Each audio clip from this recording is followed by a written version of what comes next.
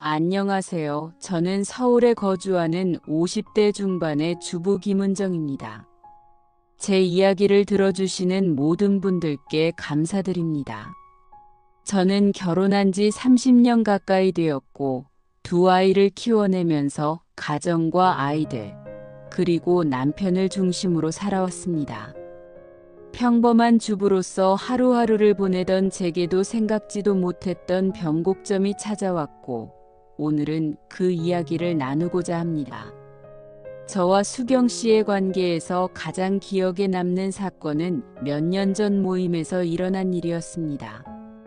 그날은 우리 고등학교 친구들끼리 모이는 정기적인 자리였는데 모두가 편안한 분위기에서 웃고 떠들며 즐거운 시간을 보내고 있었습니다. 그런데 수경 씨가 저를 바라보며 무심하게 던진 한마디가 분위기를 바꿔놓았습니다. 은정아, 너는 어쩜 그렇게 자기 관리에 신경을 안 쓰니? 우리 나이에 좀 더 가꿀 필요가 있지 않아? 그 말은 농담처럼 들렸지만 순간 주변의 시선이 저에게로 쏠리면서 저는 머릿속이 하얘졌습니다. 다른 친구들이 애써 분위기를 바꾸려고 웃음으로 넘겼지만 제 마음은 그날 내내 무거웠습니다.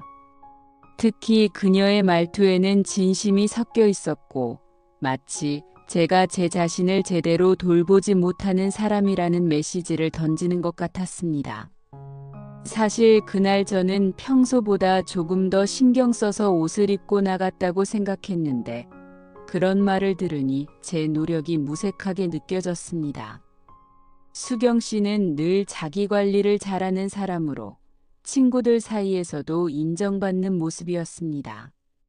그녀의 말이 사실일 수도 있겠다는 생각이 들면서 자존감이 한없이 떨어졌고 내면 깊은 곳에서 내가 정말 이렇게 부족한 사람일까? 라는 질문이 떠올랐습니다. 그 사건 이후 저는 그녀의 말 한마디에 이렇게까지 흔들리는 제 자신이 답답했습니다.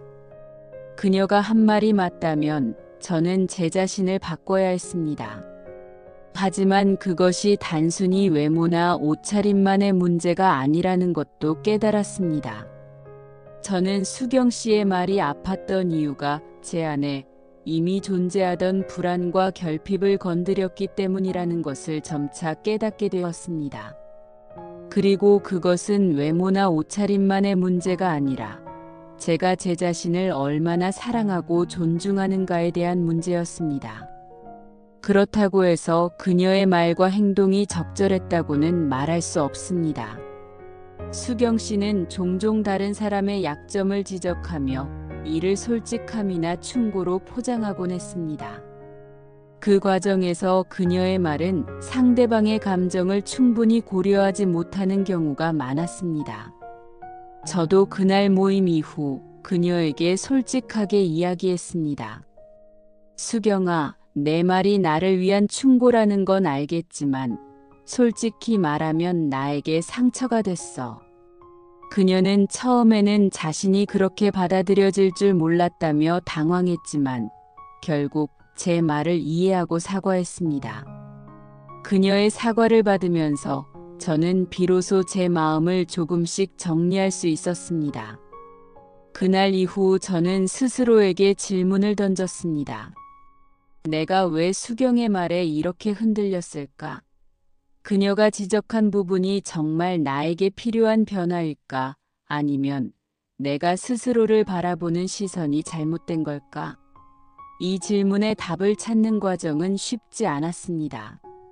하지만 분명한 건 제가 그녀의 말에서 아픔과 동시에 교훈을 얻었다는 것입니다. 그것은 나 자신을 더 사랑하고 돌보는 법을 배우는 일이었습니다. 저는 우선 외모와 옷차림에 대한 그녀의 지적을 단순히 부정하지 않고 제 나름대로의 기준을 세우기로 했습니다. 내가 나다워 보이고 내가 행복해질 수 있는 모습이 무엇일까? 라는 질문에 답하려 노력했습니다. 화려하거나 비싼 옷이 아니라 나만의 스타일을 찾고 나의 이야기를 담아낼 수 있는 모습을 고민하기 시작했습니다. 그러면서 저는 외적인 모습뿐만 아니라 내적인 자신감도 중요하다는 것을 깨달았습니다. 내가 나를 존중하지 않으면 다른 사람의 말과 행동에 쉽게 휘둘릴 수밖에 없다는 사실을 실감하게 된 것이죠. 또한 저는 수경 씨와의 관계를 다시 한번 돌아보게 되었습니다. 그녀의 말과 태도가 늘 옳았던 것은 아니지만 저는 그녀의 충고를 계기로 제 자신을 더 잘 돌아볼 수 있었습니다. 그녀와 솔직하게 대화를 나누면서 저는 그녀가 제게 말했던 의도와 저의 반응 사이에 큰 간극이 있었음을 깨달았습니다. 그녀는 단순히 제가 더 행복했으면 좋겠다는 마음에서 그런 말을 했다고 했지만 그 표현 방식이 저에게는 충분히 아프게 다가왔던 것입니다. 저는 이 과정을 통해 한 가지 중요한 것을 배웠습니다. 대화와 관계에서 중요한 것은 상대방의 말의 의도뿐 아니라 그 말을 어떻게 받아들이고 이를 통해 스스로를 성장시킬 수 있는가 하는 점이라는 것을요. 그리고 무엇보다도 내가 나를 먼저 존중할 때 다른 사람의 말이나 태도가 나에게 미치는 영향을 더 건강하게 받아들일 수 있다는 것을 알게 되었습니다. 이제 결론에서는 이 경험이 제 삶에 어떤 변화를 가져왔는지, 그리고 우리가 관계 속에서 겪는 아픔과 깨달음이 삶에 어떤 의미를 주는지에 대해 이야기하려고 합니다. 제 경험을 통해 깨달은 가장 중요한 점은 관계 속에서 겪는 아픔과 깨달음이 단순히 나쁜 것이 아니라 우리의 삶의 새로운 방향을 제시할 수 있다는 사실이었습니다.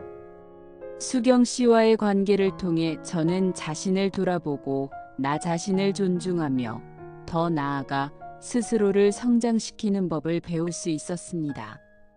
우선 저는 외모와 옷차림에 대한 그녀의 지적을 통해 단순히 외적인 변화뿐만 아니라 내적인 자신감을 키우는 것이 얼마나 중요한지를 알게 되었습니다. 그녀의 말이 처음에는 상처로 다가왔지만 그것이 저에게 내면의 결핍을 들여다볼 기회를 제공해 주었습니다. 그래서 저는 외적인 변화를 통해 스스로를 더 아끼는 법을 배우고 이를 통해 내적인 자신감을 키우기 시작했습니다. 단순히 외모를 꾸미는 것이 아니라 나 자신을 돌보고 존중하는 과정에서 얻게 되는 만족감이 얼마나 큰지를 경험하게 되었습니다. 또한 저는 대화를 통해 관계를 바로잡고 오해를 풀어나가는 과정이 얼마나 중요한지를 배웠습니다. 수경 씨와의 대화를 통해 저는 그녀가 제게 던진 말들의 진정한 의도를 이해할 수 있었고 그 과정에서 그녀 역시 자신의 표현 방식이 얼마나 다른 사람에게 영향을 줄 수 있는지를 깨닫게 되었다고 말했습니다. 이러한 경험은 저와 그녀 모두에게 관계의 의미를 다시금 생각하게 했고 서로를 더 깊이 이해하는 계기가 되었습니다. 가장 중요한 것은 우리가 관계 속에서 마주하는 어려움이나 갈등이 단순히 부정적인 것만은 아니라는 것입니다. 때로는 그 갈등이 우리를 성장시키고 더 나은 관계를 만들어가는 촉매제가 될 수도 있습니다. 다만 그것이 가능하려면 우리는 스스로를 돌아보는 용기를 가져야 하고 상대방의 말을 받아들일 때 그것이 나를 해치는 말인지 아니면 나를 성장시키는 계기인지를 잘 분별할 수 있어야 합니다. 마지막으로 저는 이 경험을 통해 나 자신을 존중하고 사랑하는 것이 모든 관계의 출발점임을 확신하게 되었습니다. 내가 나를 아끼고 존중할 때 다른 사람의 말과 행동에도 더 건강하게 반응할 수 있습니다. 또한 나의 이런 태도가 결국은 다른 사람에게도 긍정적인 영향을 미친다는 것을 느꼈습니다. 지금의 저는 여전히 부족한 부분이 많지만 그 부족함을 스스로 인정하고 그 안에서 나만의 가치를 찾아가는 삶을 살고자 노력하고 있습니다. 오늘 이야기를 들어주신 여러분들께 감사드리며 이 경험이 여러분에게도 작은 깨달음과 위로가 되었기를 바랍니다.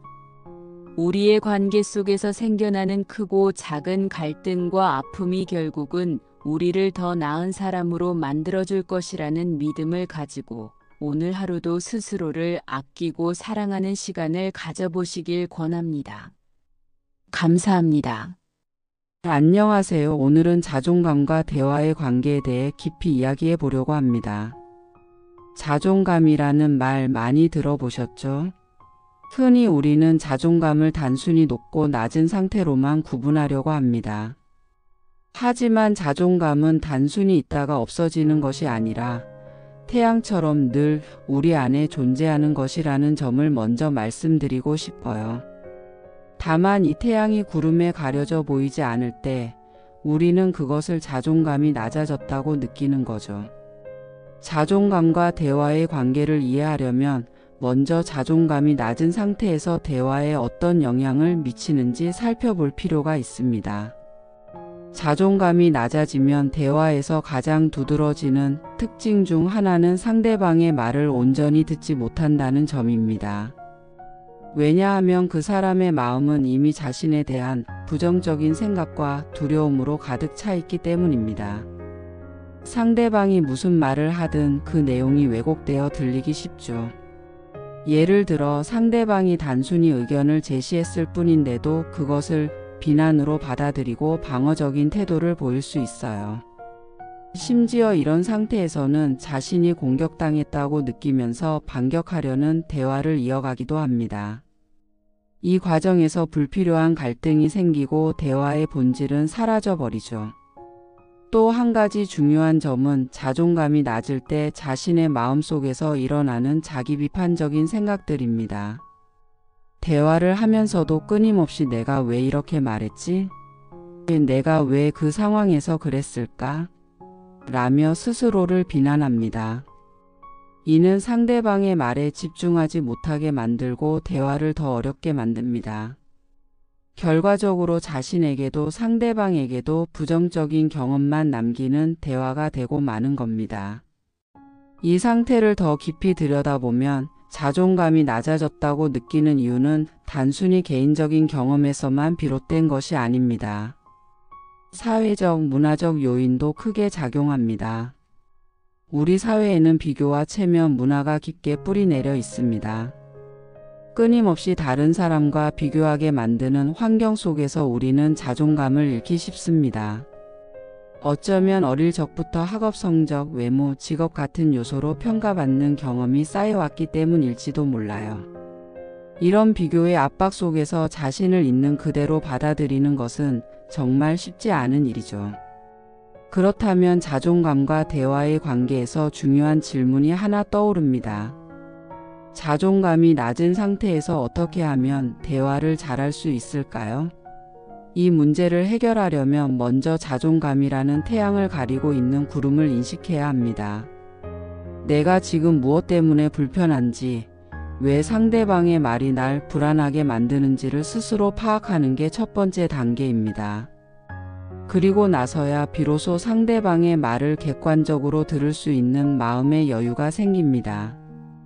자존감이 낮은 사람들이 흔히 겪는 또 다른 어려움은 자신의 욕구를 표현하지 못한다는 점입니다. 특히 타인의 시선에 지나치게 민감한 사람들은 자신이 무엇을 원하는지조차 모르는 경우가 많아요. 이런 상태에서는 대화 중에 의견을 물어도 대답을 망설이거나 단순히 상대방의 의견에 맞추는 경우가 많습니다. 이렇다 보니 대화가 깊어지지 못하고 표면적인 수준에서 끝나버리죠. 그리고 여기서 중요한 사실은 자존감이 낮을 때 사람들은 자신의 강점을 보지 못한다는 겁니다. 내가 잘하는 것을 묻는 질문에 답하지 못하고 자신을 쓸모없는 존재로 여기는 경우가 많아요. 이런 상태에서는 대화가 단순히 상대방에게 끌려가는 과정으로 변질되기 쉽습니다. 자신의 강점을 모르면 대화에서 주도권을 잡는 것도 어려워지고 결국 상대방의 의견에 끌려다니게 되는 거죠. 자존감이 낮은 상태에서 대화를 잘하기 위해 가장 필요한 것은 자기 자신을 조금씩 알아가는 과정입니다. 내 마음속에 어떤 구름이 있는지, 그리고 그 구름이 어떻게 나를 막고 있는지를 인식하는 것이 중요해요. 그리고 나서야 우리는 상대방의 말에 더 귀 기울일 수 있고 나의 생각을 조금 더 명확하게 표현할 수 있게 됩니다. 오늘 이 이야기를 통해 우리가 자존감과 대화의 관계를 조금 더 깊이 이해할 수 있었다면 좋겠습니다. 다음으로 넘어가서 자존감을 회복하고 대화를 더 잘할 수 있는 구체적인 방법들에 대해 함께 이야기해 보겠습니다. 자존감을 회복하기 위해 가장 중요한 열쇠 중 하나는 대화입니다. 여기서 대화란 단순히 누군가와 이야기를 나누는 것을 넘어 자신과의 대화를 포함한 더 넓은 의미를 담고 있습니다. 자존감을 회복하기 위해 우리는 스스로와 그리고 주변 사람들과 어떤 방식으로 소통해야 할지 알아보겠습니다. 먼저 자존감을 회복하기 위한 첫 번째 단계는 자기 자신과의 대화입니다. 흔히 자기 자신과의 대화를 가볍게 여기거나 무시하기 쉽지만 이것은 대단히 중요한 과정입니다. 우리가 자주 느끼는 부정적인 감정이나 낮은 자존감의 원인은 외부 환경만이 아니라 스스로에게 보내는 부정적인 메시지에서 시작되기도 합니다. 예를 들어 실패했을 때 스스로에게 나는 왜 이렇게 못할까라고 말하는 것과 이건 배움의 과정이야. 다음번엔 더 잘할 수 있어라고 말하는 것은 큰 차이가 있습니다. 따라서 첫 번째로 해야 할 일은 스스로에게 보내는 부정적인 메시지를 인식하고 이를 긍정적인 메시지로 바꾸는 것입니다. 이런 변화는 작은 실천에서 시작됩니다. 하루를 마무리할 때 자신에게 오늘 잘한 일이 뭐지? 라고 물어보는 시간을 가져보세요. 사소해 보일 수 있지만 이 질문은 우리의 내가 긍정적인 면을 더 자주 찾도록 훈련하는 강력한 도구가 될 수 있습니다. 오늘은 아이들과 산책을 하며 즐거운 시간을 보냈어라든가 오랜만에 친구에게 안부를 물었더니 기뻐하더라와 같은 작은 성취를 발견하는 것만으로도 자존감이 조금씩 회복되기 시작합니다. 두 번째로 대화의 태도를 바꾸는 것이 중요합니다. 자존감이 낮은 사람들은 대화에서 지나치게 겸손하거나 반대로 방어적인 태도를 보이는 경우가 많습니다. 지나친 겸손은 자신의 가치를 스스로 낮추는 결과를 낳고 방어적인 태도는 갈등을 유발할 수 있습니다. 따라서 대화에서 중요한 것은 균형을 찾는 것입니다. 상대방의 칭찬에 아니에요, 별거 아니에요 라고 답하기보다는 고마워요, 제가 열심히 했어요 라고 자신감 있게 받아들이는 연습이 필요합니다. 이는 단순히 대화의 기술이 아니라 자신을 존중하는 방법입니다. 또한 대화를 통해 자존감을 회복하려면 경청의 자세를 갖추는 것이 중요합니다. 상대방의 말을 진심으로 듣는 태도는 우리의 관계를 더 깊고 건강하게 만들어줍니다. 특히 가족이나 가까운 사람들과의 대화에서 경청은 더욱 중요합니다.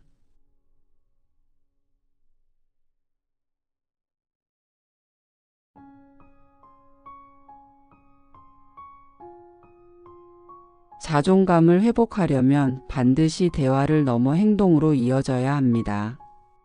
작은 성공을 경험하는 것은 자신에 대한 믿음을 키우는 가장 효과적인 방법 중 하나입니다. 이런 목표를 달성했을 때 느끼는 성취감은 대화에서 자신감 있게 나를 표현하는 데 큰 도움을 줍니다. 마지막으로 자존감을 회복하기 위해 봉사나 도움을 통해 자신을 확인하는 방법도 있습니다. 누군가에게 작은 친절을 베푸는 것은 단순히 상대방을 돕는 데 그치지 않고 나 자신이 소중한 사람이라는 믿음을 강하게 만들어줍니다.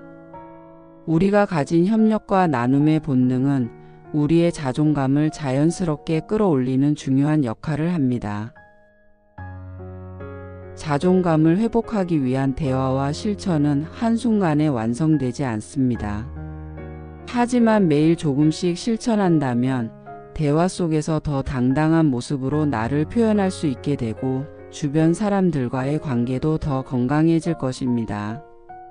이런 과정은 단순히 대화의 기술을 넘어 삶을 바라보는 태도의 변화를 가져오며 더 나은 내가 되는 길을 열어줄 것입니다.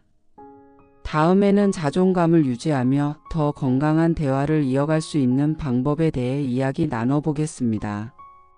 자존감을 회복하기 위해 가장 중요한 점은 나 자신을 이해하고 내가 가진 가치를 대화를 통해 확인하며 실천하는 것입니다. 자존감은 단순히 자기애나 긍정적인 생각에서 끝나는 것이 아니라 꾸준한 실천과 자신을 존중하는 대화의 결과물로 형성됩니다.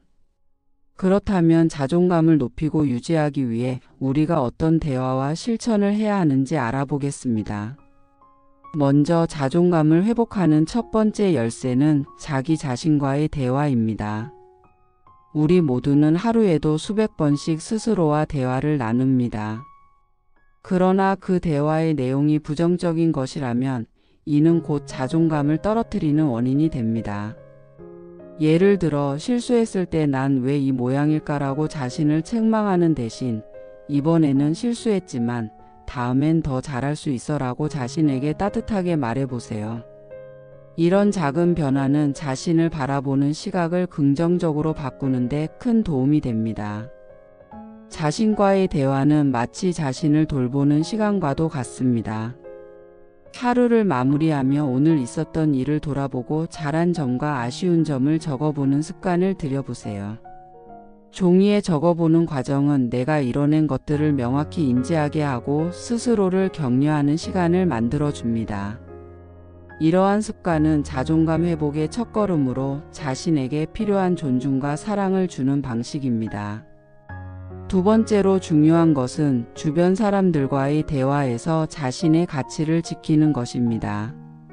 자존감이 낮은 사람들은 종종 다른 사람의 요구를 거절하지 못하거나 자신의 의견을 제대로 표현하지 못합니다. 그러나 이런 행동은 결국 자신을 더 하찮게 여기게 만들고 자존감을 떨어뜨리는 악순환을 초래합니다.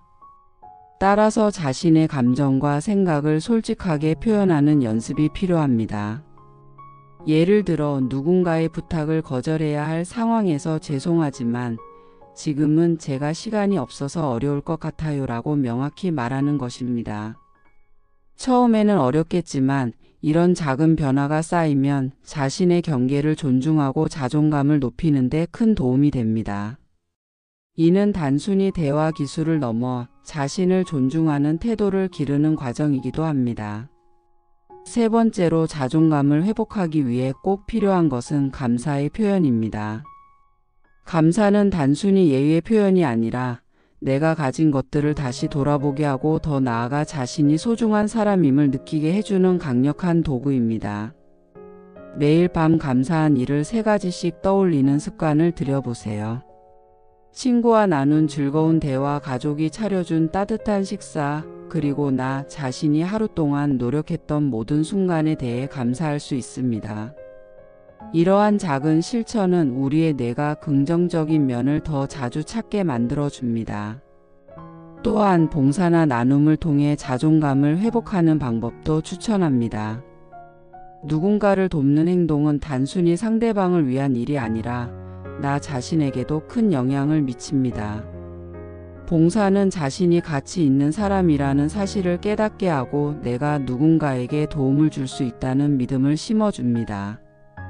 예를 들어 이웃을 위한 작은 도움이나 지역사회 활동에 참여하는 것만으로도 우리는 삶에서 느끼는 보람과 성취감을 통해 자존감을 키울 수 있습니다.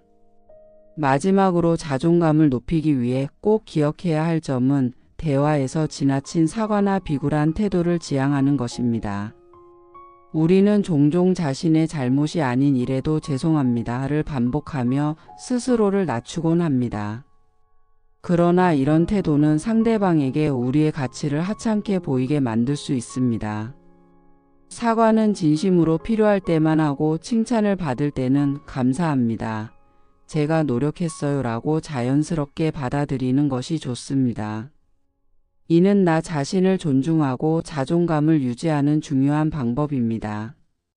자존감을 회복하고 유지하기 위한 과정은 한순간에 끝나는 일이 아닙니다. 이는 꾸준한 연습과 실천을 필요로 하며 대화와 행동 모두에서 자신의 가치를 인식하고 존중하는 습관을 만들어가는 여정입니다.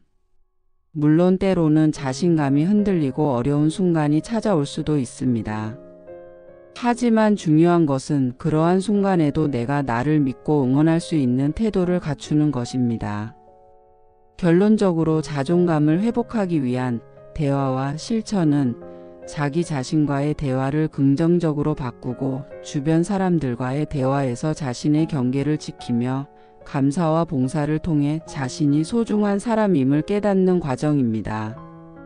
이 모든 실천은 나 자신을 더 사랑하게 만들고 더 나은 관계와 삶을 만들어가는데 큰 기여를 할 것입니다. 자존감 회복은 단순히 나 자신을 위한 것이 아닙니다. 이는 내가 주변 사람들과 건강하게 연결되고 더 풍요로운 삶을 살기 위한 첫걸음입니다. 여러분도 살면서 비슷한 일이 있진 않으셨나요? 인생 라디오는 여러분의 사연을 항상 기다리고 있습니다. 댓글에 여러분의 이야기를 해주세요. 가장 진정성 있고 공감 가는 사연을 선정해서 저희 쇼핑몰에서 가장 인기 있는 6년근 홍삼 세트를 선물로 드립니다. 또한 동서고금을 막론하고 진리로 꼽히는 명언 중 하나는 건강한 몸에 맑은 정신이 깃든다는 것입니다. 제가 운영하는 쇼핑몰에서는 50대 이상을 위한 홍삼과 건강기능 식품들을 항상 준비해 두고 있습니다. 인터넷 최저가보다도 30%에서 50% 저렴하게 판매하고 있습니다. 특별히 유튜브 영상을 보고 들어오셔서 회원 가입을 해주신 분들에게는 3만원 할인 쿠폰도 드리고 있습니다. 곧 명절도 다가오는데 더보기란과 고정 댓글에 링크로 들어가셔서 구경하고 가셔도 좋을 것 같습니다. 다음 영상에서 뵙겠습니다. 감사합니다.